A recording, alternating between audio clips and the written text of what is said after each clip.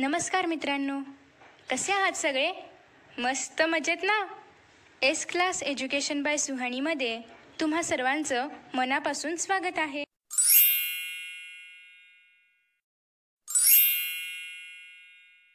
मित्रांनो, आज आपण पाहतोय इयत्ता 10वी इतिहास पाठ 8 पर्यटन आणि इतिहास. पर्यटन म्हणजे काय हे तर तुम्हा सर्वांना माहिती आहेच. आपण 9वीला भूगोलामध्ये भौगोलिक पर्यटनाबद्दल अभ्यास केला होता आणि आता आपल्याला इतिहासामध्ये पर्यटन आणि इतिहासाचा अभ्यास करायचा आहे. म्हणजे पर्यटन ही एक परंपरा आहे. मग कुठल्या तरी परंपरेला काहीतरी इतिहास असतोच. मग तो इतिहासही आपल्याला अभ्यासायचा आहे. कारण पहिल्यांदा कोणीतरी पर्यटन सुरू केलं असेलच ना. मग ते कोणी सुरू केलं असेल किंवा पर्यटनाला सुरुवात कशी झाली असेल, कुठल्या शतकामध्ये झाली असेल, तर हे सगळं काही आपल्याला पर्यटन आणि इतिहास या पाठामध्ये अभ्यासायचं आहे. मग पहिला जो पॉईंट आहे 8.1 तो आहे पर्यटनाची परंपरा. मग पर्यटनाची परंपरा काय आहे किंवा कशी आहे वगैरे हे सगळं आपल्याला अभ्यासायचं आहे. मग नेमकं पर्यटन म्हणजे काय हे पण यामध्ये आपल्याला पाहायचं आहे. त्याचबरोबर पर्यटनाचा इतिहास. त्यानंतर पर्यटनाचे प्रकार. पर्यटनाचे अनेक प्रकार आहेत. कृषी पर्यटन आहे, भौगोलिक पर्यटन आहे, ऐतिहासिक पर्यटन आहे, आंतरराष्ट्रीय पर्यटन आहे. तर या सगळ्या पर्यटनांच्या प्रकाराविषयी थोडक्यात माहिती आपण जाणून घेणार आहोत. त्यानंतर आहे पर्यटनाचा विकास. आता तुम्ही पाहताय की अनेक ज्या कंट्रीज आहेत, अनेक जे देश आहेत, तर ते त्यांचा एक पर्यटनावरचीच त्यांची अर्थव्यवस्था अवलंबून आहे. मग अनेक देशांमध्ये अनेक असे प्रेक्षणीय स्थळ आहेत जे पाहण्यासाठी पर्यटक अनेक देशांमधून त्या देशाला व्हिजिट देत असतात, त्या देशाकडे येत असतात. आणि मग ते आल्यानंतर हॉटेल्समध्ये राहण्याचा वगैरे खर्च किंवा त्यांना ते काहीतरी घेत असतील, त्या देशामध्ये जाऊन इतर वस्तू घेत असतील तर तो खर्च, या सगळ्यामधून त्या देशाला उत्पन्न मिळत असतं. म्हणजे काही देशांमध्ये पर्यटन हे त्या देशाच्या अर्थव्यवस्थेचं एक अर्थव्यवस्थेचा एक आधार आहे. त्याच्यानंतर आहे 8.4 मध्ये ऐतिहासिक स्थळांचे जतन आणि संवर्धन. मग तुम्हाला माहिती आहे की आपल्या भारतामध्ये अनेक ऐतिहासिक स्थळं आहेत, किल्ले आहेत, उद्यानं आहेत, अभयारण्य आहेत. परंतु या सगळ्या ऐतिहासिक स्थळांचं जर आपण संवर्धन नाही केलं, जतन नाही केलं, जर आपण त्यांची काळजी नाही घेतली तर हा पर्यटन वारसा राहील का आपल्याकडे? नाही ना. मग या सर्व पर्यटन वारशांची किंवा ऐतिहासिक स्थळांची आपण काळजी घेतली पाहिजे, त्यांचं जतन आपण केलं पाहिजे, त्यांची स्वच्छता आपण राखली पाहिजे. आणि जेव्हा पण आपण कधी एखाद्या पर्यटन स्थळांना भेट देत असू तर तिथे गेल्यानंतर आपण तेथील नियमांचं पालन केलं पाहिजे. या सगळ्या ज्या काही गोष्टी आहेत त्या आपल्याला 8.4 मध्ये सांगितलेल्या आहेत. त्यानंतर 8.5 आहे पर्यटन आणि आतिथ्य क्षेत्रातील व्यावसायिक संधी.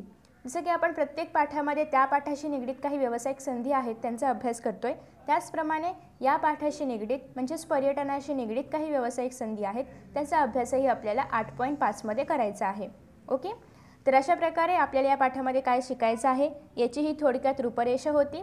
आता आपण पाहणार आहोत पर्यटन आणि इतिहास या पाठामध्ये नेमकं आहे काय. पहिला आहे पर्यटनाची परंपरा. मग तुम्हाला तर माहिती आहे की माणसाला फिरायची खूप आवड असते.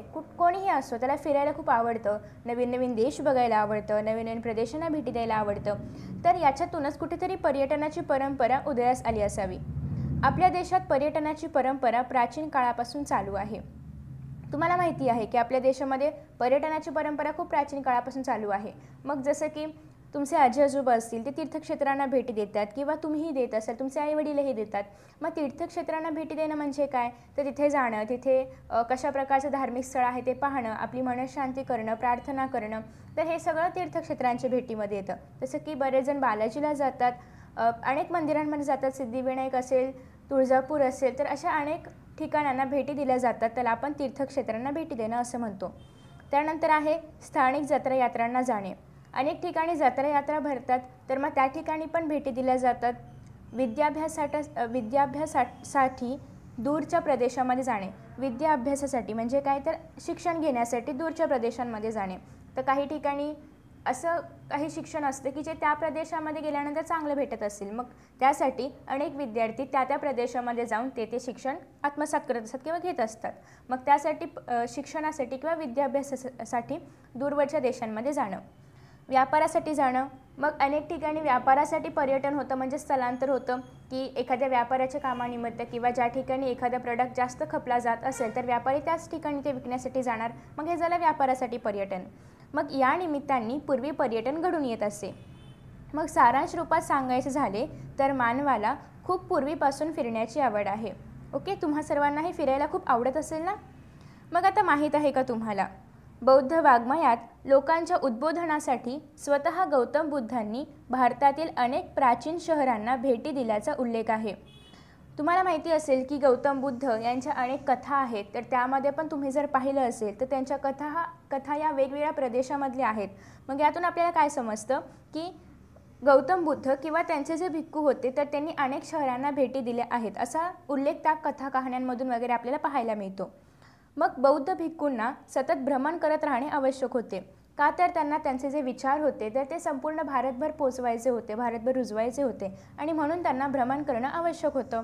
तसेच जैन मुनी आणि साधू हेही सतत भ्रमण करत असत, कारण त्यांचे जे विचार आहेत, त्यांचे जे तत्त्व आहेत ते चांगली तत्त्व समाजामध्ये रुजावेत, चांगला समाज निर्माण व्हावा, यासाठी त्यांना भ्रमण करावं लागत असायचं. त्यानंतर पुढे आपल्याला सांगितलेलं आहे की इसवी सन 630मध्ये चीन प्रवासी युआंग श्वांग चीनमधून भारतात आला होता. आता हे आपण 6वीला अभ्यासलेलं आहे की तो कसा आला होता किंवा त्याने काय काय लिहून ठेवलं आहे आपल्या देशाबद्दल. मग जेव्हा एखादा दुसऱ्या देशातील प्रवासी जेव्हा भारतामध्ये पर्यटनासाठी येतो किंवा कोणत्याही देशामध्ये पर्यटनासाठी जातो, तर मग तो त्याबद्दल काहीतरी प्रवास वर्णने लिहून ठेवतो की हा देश कसा आहे किंवा या देशामध्ये कशा प्रकारची परंपरा आहे, कशा प्रकारची संस्कृती आहे. तर हे सगळं काही जेव्हा पर्यटक आपल्या देशामध्ये येतात तर ते पाहत असतात, आणि मग काही त्यातील पर्यटक प्रवास वर्णने देखील लिहून ठेवतात. आणि त्याचप्रमाणे युआंग श्वांग यांनी देखील भारताबद्दल बरेचसे काही लिहून ठेवलेलं आहे. त्यानंतर पुढे आहे, ज्याप्रमाणे चिनी प्रवासी युआंग श्वांग हा भारतामध्ये आला होता, त्याचप्रमाणे इतरही अनेक चिनी प्रवासी किंवा इतर देशामधले प्रवासी भारतामध्ये येऊन गेलेले आहेत. त्यानंतर पुढे आहे, मध्ययुगात संत नामदेव, संत एकनाथ, संत गुरु नानक देव, त्याच्यानंतर रामदास स्वामी हे भारत भ्रमण करत होते. म्हणजे मध्ययुगात जेव्हा संतांचा काळ होता किंवा ज्या कालावधीमध्ये संत चांगले चांगले विचार लोकांच्या मनामध्ये रुजवायचे, मग ते अभंगाच्या मार्फत असो किंवा ते पूर्ण भारतभर वगैरे भ्रमण करायचे. मग त्या काळामध्ये संत नामदेव, संत एकनाथ, गुरु नानक देव, रामदास स्वामी यांसारखे संत भारत भ्रमण करत होते. आता त्यानंतर येतो पर्यटन. आता मी या ठिकाणी काही इम्पॉर्टंट पॉईंट्सला अंडरलाईन केलेली आहे. खूप कमेंट्स आले होते की इम्पॉर्टंट पॉईंट्स काय आहेत ते कळत नाही, तर त्यासाठी मी अंडरलाईन केलेली आहे. दूरवरच्या स्थळांना विशिष्ट हेतूने भेट देण्यासाठी प्रवास करणे म्हणजे पर्यटन होय. आता प्रत्येक जणाचा काहीतरी पर्यटनामागचा हेतू असतो. जसं की संतांचा हेतू काय होता की आपल्यामध्ये जे विचार आहेत ते म्हणजे आपल्याकडे जे विचार आहेत तर ते पूर्ण भारतभर पोहोचवावे, हा त्यांचा हेतू होता. मग इतर चिनी प्रवाशांचा काय हेतू होता की ते येऊन भारतातील संस्कृतीचं किंवा भारतामध्ये जे चांगले चांगले विचार आहेत तर ते चिनी भाषेमध्ये ट्रान्सलेट करणं, हे या हेतूने ते भारतामध्ये यायचे. मग असं प्रत्येकांचा काही ना काही हेतू होता. मग याच काही ना काही हेतूने, विशिष्ट हेतूने दूरवरच्या स्थळांना भेटी देणं म्हणजेच पर्यटन करणं होय. आता काही लोक असतात की जे परदेशातून आपल्याकडे येतात वैद्यकीय उपचारासाठी.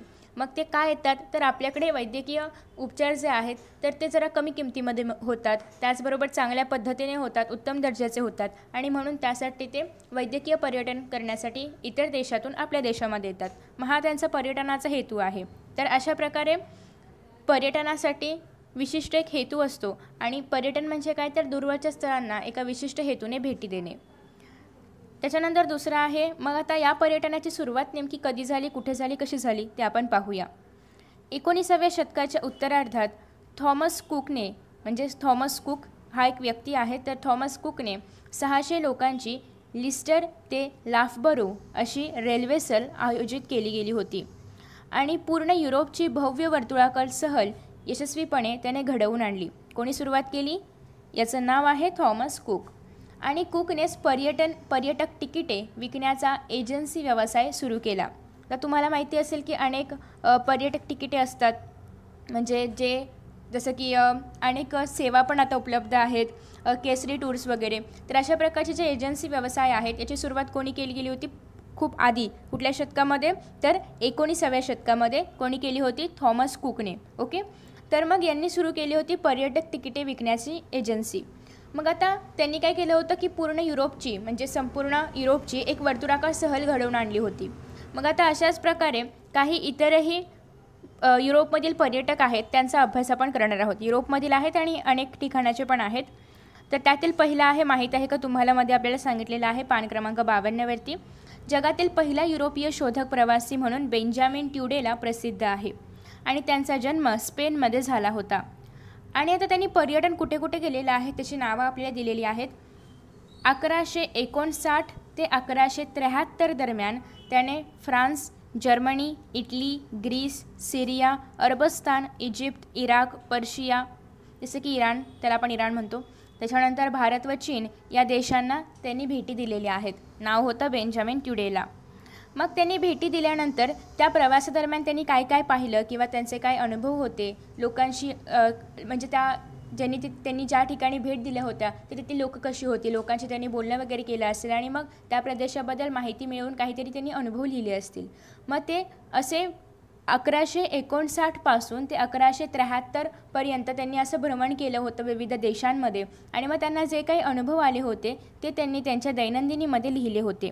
आणि ही जी त्यांची दैनंदिनी आहे बेंजामिन ट्युडेला यांची दैनंदिनी, तर ती इतिहासाचा एक महत्त्वाचा दस्तऐवज आहे. कारण त्यांनी त्याच्यामध्ये प्रवास वर्णनांसोबतच काही अनुभव लिहिले असतील, त्या देशातील संस्कृती वगैरे यांचा पण त्याच्यामध्ये समावेश केला असेल.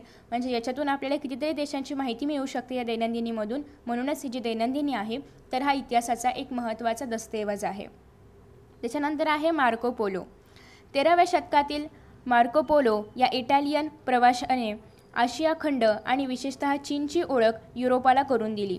13व्या शतकातील हे जे प्रवासी होते ज्यांचं नाव आहे मार्को पोलो, यांनी हे इटालियन प्रवासी होते आणि यांनी आशिया खंडामधील त्याचबरोबर चीनची, म्हणजे आशिया खंडामध्ये असलेली चीनची आणि आशिया खंडाची ओळख युरोपला करून दिली. तो 17 वर्षे चीनमध्ये राहिला. आशियातील निसर्ग, समाज जीवन, सांस्कृतिक जीवन आणि व्यापार यांची ओळख त्यांनी जगाला करून दिली. आणि मग त्यातूनच युरोप व आशिया यांच्यात संवाद व व्यापार सुरू झाला. म्हणजे अशा प्रकारे मार्को पोलो यांनी भ्रमण केलं होतं पूर्ण आशिया खंड आणि चीनमध्ये. आणि त्यातूनच पुढे आशिया खंड आणि युरोप यांच्यामध्ये व्यापारी संबंध मजबूत होण्यास मदत झाली. आता त्यानंतर पुढचे प्रवासी होते इब्न बतूता. इस्लामी जगताची प्रदीर्घ सफर घडवून आणणारा 14व्या शतकातील प्रवासी म्हणजे इब्न बतूता. आणि तो 30 वर्षे जग फिरत होता. पहा, त्यांनी 30 वर्ष भ्रमण केलं होतं, संपूर्ण जगाचं त्यांनी भ्रमण केलं होतं. आणि त्यांचं एक महत्त्वाचं धोरण होतं ते म्हणजे एकाच रस्त्याने 2 वेळा प्रवास करायचा नाही. म्हणजे त्यांनी 30 वर्ष भ्रमण केलं पण कधीही त्यांनी एकाच रस्त्यावरून ते दोनदा कुठेच गेले नाहीत. म्हणजे एका रस्त्यावरून ते फक्त एकदाच त्यांनी एक रस्ता त्यांनी फक्त एकदाच पाहिला होता. मध्ययुगाचा इतिहास आणि समाजजीवन समजण्यासाठी बतूता यांचे लेखन खूप उपयोगी आहे. मग बतूता यांनी जेव्हा प्रवास केला, 30 वर्ष प्रवास केला, तर तेव्हा त्यांनी त्यांच्या प्रवासामध्ये ज्या काही गोष्टी घडल्या असतील किंवा प्रवास वर्णने वगैरे असं काही लिहून वगैरे ठेवलं असेल. आणि मग त्याच्यामुळे त्यांनी जे लिहून ठेवलं आहे किंवा त्यांचं जे लेखन आहे याच्यामुळे आपल्याला मध्ययुगाचा इतिहास कळतो. कारण ते कोणत्या शतकातले होते तर ते 14व्या शतकातले होते. मग 14व्या शतकामध्ये कसं समाजजीवन असेल किंवा कसं तेथील समाज असेल, तर या सगळ्या गोष्टी आपल्याला इब्न बतूता यांच्या लिखाणातून कळतात. त्यानंतर पुढे आहेत गेरहार्ड मर्केटर. 16व्या शतकातील गेरहार्ड मर्केटर हा जगाचा नकाशा आणि पृथ्वीचा गोल बनवणारा नकाशा आरेखक म्हणून प्रसिद्ध आहे. मग आता आपण जो जगाचा नकाशा पाहतो किंवा जो पृथ्वी गोल तुम्ही तुमच्या शाळेमध्ये किंवा तुमच्या घरीही असेल, तर पृथ्वी गोल आणि जगाचा नकाशा हा पहिल्यांदा कोणी बनवला होता तर ते नकाशा आरेखक म्हणून ओळखले जातात, ज्यांचं नाव आहे गेरहार्ड मर्केटर. ओके, सो ते जगाचा नकाशा त्याचबरोबर पृथ्वीचा गोल बनवणारे असे एक प्रसिद्ध नकाशा आरेखक होते आणि त्यांच्यामुळेच युरोपातील शोध मोहिमांना गती मिळाली. आता यानंतर पुढे आणखी एक माहिती आहे का तुम्हाला आहे, ज्याचा अभ्यास आपण आधीच 7व्या पाठामध्ये पण केलेला आहे. तीर्थक्षेत्रासाठी देशाच्या एका टोकापासून दुसऱ्या टोकापर्यंत पायी प्रवास करण्याची परंपरा भारतामध्ये पूर्वीपासून प्रचलित होती. भारतामध्ये खूप आधीपासून देशाच्या एका टोकापासून दुसऱ्या टोकापर्यंत धार्मिक कारणांसाठी पर्यटन केलं जायचं, तीर्थक्षेत्रांसाठी, धार्मिक कारणांसाठी. मग महाराष्ट्रातून उत्तरेकडे अयोध्येपर्यंत व तिथून पुन्हा महाराष्ट्रापर्यंत प्रवासाचे वर्णन विष्णुभट गोडसे यांनी लिहून ठेवलेले आहे. आणि माझा प्रवास हे त्यांचे प्रवास वर्णन अतिशय प्रसिद्ध आहे. आणि त्यांनी हे जे प्रवास वर्णन लिहून ठेवलेले आहे, हे जे पुस्तक आहे, तर या पुस्तकाचं वैशिष्ट्य म्हणजे विष्णुभट गोडसे यांनी हा जो प्रवास आहे तर हा 1857च्या स्वतंत्र संग्रामाच्या काळात केला होता. 1857चा स्वतंत्र संग्राम तुम्हाला माहिती आहेच. आणि या स्वतंत्र संग्रामासंबंधीच्या अनेक गोष्टींचे ते प्रत्यक्ष साक्षीदार होते. म्हणजे त्यांनी महाराष्ट्रापासून ते अयोध्यापर्यंत भ्रमण केलं होतं. परत अयोध्यापासून ते महाराष्ट्रापर्यंत केलं होतं. आणि मग या प्रवासामध्ये त्यांनी अनेक घटना लिहून ठेवलेल्या आहेत. आणि हा जो प्रवास आहे हा त्यांनी 1857च्या स्वतंत्र संग्रामाच्या काळात केला होता. आणि स्वतंत्र संग्रामाच्या काळामध्ये अनेक गोष्टी घडल्या होत्या. तर मग त्या गोष्टींचे ते प्रत्यक्ष साक्षीदार आहेत. आणि मग त्यामुळेच स्वतंत्र संग्रामाचे आणि विशेषतः महाराणी लक्ष्मीबाई यांच्या जीवनविषयाचे अनेक तपशील आपल्याला त्यांच्या या प्रवास वर्णनातून समजतात. त्याच्यानंतर पुढे आहे, एवढेच नव्हे तर 18व्या शतकातील मराठी भाषेचे स्वरूपही आपल्याला समजते. आता त्यांनी महाराष्ट्रापासून ते अयोध्यापर्यंत केलेलं आहे, अयोध्यापासून पुन्हा महाराष्ट्रापर्यंत भ्रमण केलेलं आहे. मग 18व्या शतकामध्ये मराठी भाषा कशी होती, कारण भाषेमध्ये कालांतराने बदल होत जातात. आणि आता आपण जी मराठी भाषा बोलतोय तशीच मराठी भाषा आधीच्याही काळामध्ये असेल असं नाही. मग त्या काळामध्ये मराठी भाषा कोणती होती, कशी बोलली जायची, त्याचप्रमाणे त्यांनी लिखाण केलं असणार आहे. मग आत्ताच्या काळामध्ये आपल्याला त्यांच्या लिखाणातून त्या काळामध्ये किंवा 1857च्या काळामध्ये कशी मराठी भाषा होती ते पण कळू शकतं. आणि हे पुस्तक तत्कालीन इतिहासाचे एक महत्त्वाचे साधन आहे, कारण यातून आपल्याला मराठी भाषेचे स्वरूप समजतंय, त्याचबरोबर स्वतंत्र संग्रामातील अनेक गोष्टीही समजतात. तर अशा प्रकारे माहीत आहे का तुम्हाला ही माहिती होती. त्यानंतर आता आपण वळणार आहोत 8.2मध्ये, जे की आहे पर्यटनाचे प्रकार. पर्यटनाचे प्रकार आणि त्याचबरोबर त्यांची काही उदाहरणंही आपल्याला दिलेली आहेत. तर आता पर्यटनाचे प्रकार यामध्ये आपण पहिला पॉईंट पाहूया. आधुनिक काळात पर्यटन हा एक स्वतंत्र असा स्थानिक, आंतरराज्यीय, राष्ट्रीय आणि आंतरराष्ट्रीय व्यवसाय झालेला आहे. आता स्थानिक म्हणजे काय, तर आपण ज्या भागामध्ये राहतो त्याच भागामध्ये एखादं प्रेक्षणीय स्थळ असेल तर तिथे पर्यटन करणं. आंतरराज्यीय म्हणजे काय, तर आपण महाराष्ट्र राज्यामध्ये राहतो, मग महाराष्ट्रामध्येच जे जिल्हे आहेत किंवा तालुके वगैरे यांच्यामध्ये पर्यटन करणं, कारण महाराष्ट्रामध्ये अनेक आणि भरपूर असे प्रेक्षणीय स्थळ आहेत ज्या ठिकाणी आपण पर्यटन करू शकतो. त्याच्यानंतर आहे राष्ट्रीय. राष्ट्रीय म्हणजे काय, महाराष्ट्रामधून कर्नाटक असेल किंवा महाराष्ट्रामधून अयोध्या वगैरे असेल तर या ठिकाणी भ्रमण करणं, म्हणजे फक्त इंडियामध्येच भ्रमण करणं किंवा पर्यटन करणं. त्याच्यानंतर आहे आंतरराष्ट्रीय. आंतरराष्ट्रीय म्हणजे भारतामधून सपोज की आपण इंग्लंडला जाणं किंवा अमेरिकेला जाणं किंवा जिथे कुठे पर्यटन स्थळं आहेत पॅरिसला वगैरे जाणं, तर म्हणजे एका देशातून दुसऱ्या देशामध्ये जाणं, तर याला आंतरराष्ट्रीय पर्यटन असं म्हटलं जातं. तर अशा प्रकारे हे काही पर्यटनाचे प्रकार आहेत. मग पर्यटन हा व्यवसाय झालेला आहे, कारण एका प्रदेशातून जेव्हा दुसऱ्या प्रदेशामध्ये किंवा दुसऱ्या ठिकाणी जेव्हा लोक पर्यटनासाठी जातात, पर्यटनाच्या हेतूने जातात, तर तेव्हा त्या ठिकाणी ते राहतात. मग जिथे हॉटेल्स असतात त्या स्पेसिफिक प्रदेशाचे, त्या ठिकाणी ते अनेक साहित्य खरेदी करतात, मग त्यातून पण त्या प्रदेशाला उत्पन्न मिळत असतं. म्हणून अशा प्रकारे पर्यटन हा एक व्यवसाय झालेला आहे. पर्यटनातून अनेक व्यवसायाच्या संधी, रोजगार उपलब्ध होऊ शकतो. त्यानंतर आहे देशातील व परदेशातील पुरावस्तू, इतिहास प्रसिद्ध व निसर्गरम्य स्थळे, प्राचीन कला निर्मितीची केंद्रे, तीर्थक्षेत्रे, औद्योगिक व इतर प्रकल्प इत्यादींना भेटी देणे ही पर्यटनामागील मुख्य प्रेरणा असते. मग पर्यटनामागील प्रेरणा काय असतात, तर इतिहास प्रसिद्ध एखादं स्थळ असेल किंवा एखादं निसर्गरम्य असं स्थळ असेल तर त्या स्थळांना भेटी देणे. इतिहास प्रसिद्धमध्ये आपण गडकिल्ले घेऊ शकतो, निसर्गरम्य स्थळांमध्ये आपण कास पठार वगैरे घेऊ शकतो. तर अशा प्रकारे अशी जे काही स्थळं असतात तर या स्थळांना भेटी देणे ही पर्यटनामागची प्रमुख प्रेरणा असते. तीर्थक्षेत्र किंवा औद्योगिक प्रकल्प किंवा एखादे एनर्जी प्लांट वगैरे असतील तर त्या ठिकाणी भेटी देणे. त्याच्यानंतर आहे निसर्ग निर्मित आणि मानवनिर्मित गोष्टींमधील रम्यता व भव्यता यांचा प्रत्यक्ष अनुभव घेण्याची इच्छा जगभरातील पर्यटकांना असते. अर्थातच निसर्गनिर्मित अशा अनेक गोष्टी आहेत, मानवनिर्मित पण अशा अनेक गोष्टी आहेत की ज्यांच्यामध्ये भव्यता आहे, रम्यता आहे. मग अशा अनेक गोष्टींना प्रत्यक्ष भेटी देण्याची प्रत्येकाला इच्छा असते. मानवनिर्मितमध्ये अनेक पुतळे आहेत, गडकिल्ले आहेत. निसर्गनिर्मित अनेक स्थळं आहेत, अभयारण्य वगैरे आहेत, उद्यानं वगैरे आहेत. तर अशा अनेक स्थळांना भेटी देण्याची इच्छा पर्यटकांना असते. त्यामुळे हिमशिखरे, समुद्रकिनारे, घनदाट जंगले असे अनपेक्षित प्रदेश पर्यटनात आले. मग आता निसर्गामध्ये जे अनेक गोष्टी आहेत त्यांना भेटी देण्याची उत्सुकता ही पर्यटकांना असते. मग हिमशिखरांना भेटी देणे, मग समुद्रकिनारी भेटी देणे, जसं की चौपाटी वगैरे आहे, मग घनदाट जंगले वगैरे यांसारखी अनपेक्षित स्थळं होती किंवा अनपेक्षित प्रदेश होते की ज्याच्यामध्ये पण पर्यटन केले जाऊ लागले. मग त्यांच्यावर दृकश्राव्य प्रसारमाध्यमातून कार्यक्रम तयार होऊ लागले. पर्यटनाचे स्थानिक, आंतरराज्यीय, आंतरराष्ट्रीय, धार्मिक, ऐतिहासिक, आरोग्यपूरक विज्ञान, कृषी, नैमित्तिक, क्रीडा पर्यटन असे ढोबळमानाने प्रकार पडतात.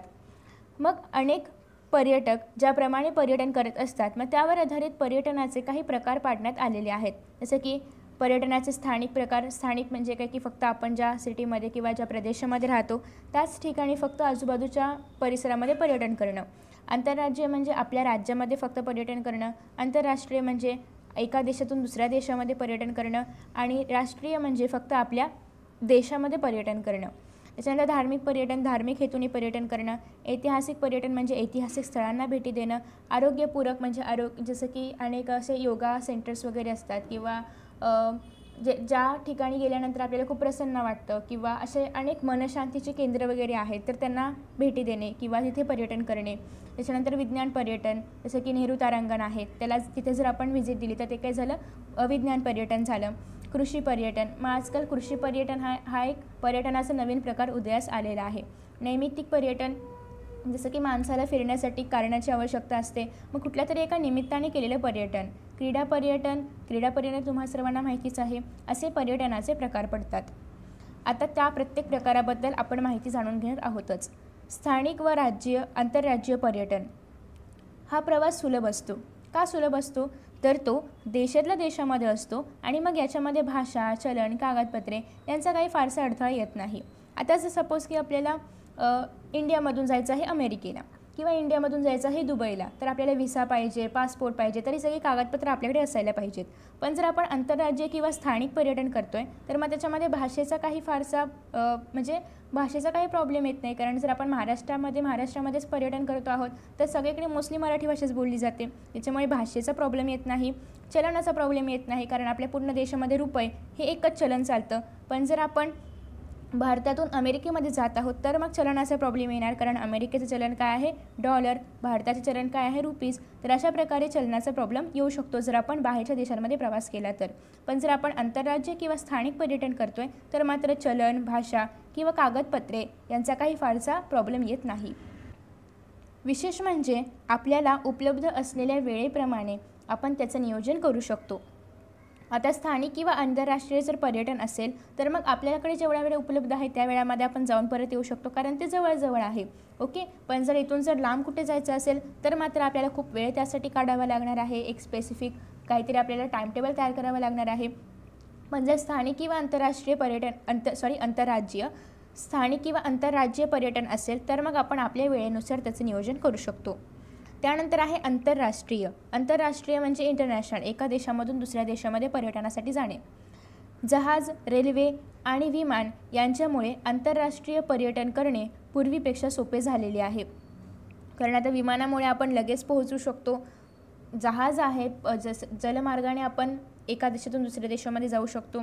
तर यामुळे आंतरराष्ट्रीय पर्यटन करणं हे आता सोयीस्कर आणि सोपं झालेलं आहे. जहाजांमुळे समुद्रकिनाऱ्यावरचे देश जोडले गेलेले आहेत. आता जहाजांमुळे पर्यटन करता येत असल्यामुळे, जलमार्गाने पर्यटन करता येत असल्यामुळे अनेक लोक एका देशातून दुसऱ्या देशामध्ये जलमार्गाने पण जातात, क्रूजमधून जातात. तर मग याच्यामुळे काय होतं की समुद्रकिनाऱ्यावरचे जे देश आहेत तर ते देशही जोडले जातात. त्यानंतर पुढे आहे रेल्वेच्या रुळांनी युरोप जोडला आहे. म्हणजे रेल्वेच्या रुळांनी पूर्ण युरोप जोडलं गेलेलं आहे, कारण रेल्वेच्या मार्फत पण आपण पर्यटन करू शकतो. आणि विमानाने तर संपूर्ण जगत जवळ आणलेलं आहे, कारण हवेच्या मार्गाने आपण कुठेही प्रवास करू शकतो विमानांमधून. त्याच्यामुळे विमानांनी संपूर्ण जगाला जवळ आणलेलं आहे. आर्थिक उदारीकरणानंतर भारतातून परदेशात जाणाऱ्यांची आणि परदेशातून भारतात येण्याची संख्या वाढलेली आहे. मग याच्यामागे अनेक कारणं आहेत, जसं की अभ्यासासाठी असेल, काही जणांना अभ्यासासाठी परदेशामध्ये जायचं असतं तर मग त्याच्यामुळे काही लोक परदेशामध्ये जातात, काही विद्यार्थी परदेशामध्ये जातात, काही जण विरंगुळ्यासाठी वगैरे प्रेक्षणीय स्थळ पाहण्यासाठी एका देशामधून दुसऱ्या देशामध्ये जातात. स्थलदर्शन असेल किंवा व्यावसायिक कामे असतील, जसं की बैठका, करार, मदार इत्यादी. चित्रपटांचे चित्रीकरण यासाठी पण अनेक देशांमधून पर्यटन आपल्याकडे येतात. आपल्याकडचे लोक इतर देशांमध्ये पर्यटनासाठी जातात. तर अशा प्रकारे पर्यटकांचे प्रमाण यामुळे देखील वाढलेले आहे. तर हे होतं आंतरराष्ट्रीय पर्यटन. आता आपल्याला पाहायचं आहे ऐतिहासिक पर्यटन. मग संपूर्ण जगभरातील हा एक महत्त्वाचा पर्यटन प्रकार आहे. का आहे याचं कारण आपण पुढे पाहूया. लोकांचे इतिहासाच्या संदर्भातील कुतूहल लक्षात घेऊन ऐतिहासिक पर्यटन सहलीचे आयोजन केले जाते. ऐतिहासिक पर्यटन म्हणजे काय? ऐतिहासिक स्थळांना भेटी देणे, किल्ल्यांना, गडकिल्ल्यांना वगैरे भेटी देणे. मग महाराष्ट्रात छत्रपती शिवाजी महाराजांशी संबंधित असणाऱ्या किल्ल्यांवर दुर्ग अभ्यासक गोपाळ निळकंठ दांडेकर दुर्ग भ्रमण यात्रा आयोजित करत असत. मग महाराष्ट्रामध्ये असे अनेक दुर्ग आहेत, असे अनेक किल्ले आहेत. मग त्या किल्ल्यांचा अभ्यास करता यावा, त्या किल्ल्यांना भेटी देता याव्यात, यासाठी गोपाळ निळकंठ दांडेकर हे दुर्ग भ्रमण यात्रा आयोजित करतात. भारतीय पातळीवर राजस्थानातील किल्ले, महात्मा गांधी आणि आचार्य भावे यांच्याशी संबंधित आश्रम, 1857च्या स्वतंत्र लढ्याशी संबंधित स्थळे अशाही ऐतिहासिक ठिकाणांच्या सहली आयोजित करता येतात. मग जसं की महाराष्ट्रामध्ये किल्ले आहेत, असेच किल्ले राजस्थानमध्ये आहेत. त्याचबरोबर उत्तर प्रदेशमध्ये आहे, जसं की महाराणी लक्ष्मीबाई यांच्या संदर्भात अनेक किल्ले आहेत. त्याचबरोबर महात्मा गांधी आणि आचार्य विनोबा भावे यांच्याशी संबंधित काही आश्रम आहेत. तर या आश्रमांना भेटी देणे, या सर्व पर्यटनाला आपण ऐतिहासिक पर्यटन असं म्हणतो. आणि या ऐतिहासिक पर्यटनाच्या अनेक सहली देखील आयोजित केल्या जातात, जेणेकरून लोकांमध्ये इतिहासाबद्दलचे कुतूहल आहे तर ते अजून वाढावं आणि अशा अनेक प्रदेशांना किंवा ठिकाणांना लोकांना भेटी देता याव्यात. त्यानंतर आहे भौगोलिक पर्यटन. मग यामध्ये विविध भौगोलिक वैशिष्ट्ये निरीक्षणासाठी पर्यटन केलं जातं. मग भौगोलिक वैशिष्ट्य निरीक्षणासाठी म्हणजे काय? जसं की अभयारण्य आहेत, मग व्हॅली ऑफ फ्लॉवर्स जे की उत्तराखंडमध्ये आहे, त्यानंतर अनेक समुद्रकिनारे आहेत. त्याचबरोबर पुढे आपण पाहतोय भौगोलिक वैशिष्ट्यपूर्ण अशी अनेक स्थळं आहेत. लोणार सरोवर आहे, जे की याच्याबद्दल तुम्हाला माहिती असेलच. निगोज येथील रांजण खळगे आहे इत्यादी. तर अशा प्रकारे असे काही भौगोलिक वैशिष्ट्य असणारी जी स्थळं असतात त्यांना पर्यटन जेव्हा दिलं जातं तर त्याला आपण भौगोलिक पर्यटन असं म्हणतो. मग इत्यादीचा समावेश हा भौगोलिक पर्यटनामध्ये होतो. मग यातील अनेक स्थळांमधील निसर्गाचे अवलोकन करावे या इच्छेपोटी आणि कुतूहलापोटी अनेक पर्यटक तिथे जात असतात. अनेक जण लोणार सरोवर पाहण्यासाठी गेले असतील, मग निगोज येथील रांजण खळगे असेल किंवा व्हॅली ऑफ फ्लावर्स उत्तराखंडमधील असेल, तर अशा अनेक स्थळांना भेटी दिल्या जातात. का तर निसर्गामध्ये जे निसर्गाचे अवलोकन म्हणजे काय, निसर्ग बघण्यासाठी किंवा नैसर्गिक सृष्टी बघण्यासाठी, या इच्छेसाठी. त्याचबरोबर कुतूहल असतं की ते कसं काय, तर लोणार सरोवर कसं काय तयार झालं असेल किंवा लोणार सरोवराचं आता त्यातील जे पाणी आहे ते त्याचा कलर हळूहळू चेंज होतो आहे, मग ते का होत असेल, तर हे सगळं पाहण्यासाठी या कुतूहलासाठी हे सगळे पर्यटक जे असतात तर ते त्या ठिकाणी जात असतात. त्याच्यानंतर पुढे आहे व्हॅली ऑफ फ्लावर्स. आता व्हॅली ऑफ फ्लावर्स कशा प्रकारे आहे ते तुम्ही इथे पाहू शकता. त्याचबरोबर तुम्ही यूट्यूबला जर सर्च केलं, गुगलला जर सर्च केलं तर तुम्हाला अजून इमेजेस पाहायला मिळतील. आणि या लोणार सरोवरबद्दल पण तुम्हाला अजून काही माहिती पाहायला मिळेल यूट्यूबवर, गुगलवरती वगैरे. त्याच्यानंतर आहे माहीत आहे का तुम्हाला, किंवा माहिती करून घ्या.